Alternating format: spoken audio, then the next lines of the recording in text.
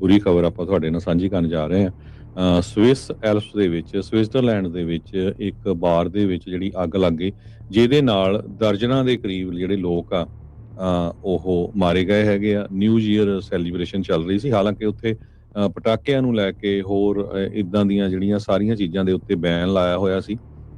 ਪਰ ਐਲਪਾਈਨ ਸਕੀ ਰਿਜ਼ੋਰਟ, ਜਿਹੜੀ ਕਿ ਮਿਊਨਿਸਪੈਲਿਟੀ ਆਫ ਕ੍ਰਾਂਸ ਮੋਂਟਾਨਾ ਸਵਿਟਜ਼ਰਲੈਂਡ ਹੈਗੀ ਆ, ਉੱਥੇ ਤੜਕੇ 1:30 ਦੇ ਉੱਤੇ ਅੱਗ ਲੱਗ ਗਈ ਤੇ ਦਰਜਨਾਂ ਦੇ ਕਰੀਬ ਲੋਕਾਂ ਦੇ ਮਾਰੇ ਜਾਣ ਦੀ ਖਬਰ ਆ। 100 ਤੋਂ ਵੱਧ ਜਿਹੜੇ ਆ ਉਹ ਫੱਟੜ ਹੋਏ ਹੈਗੇ ਆ।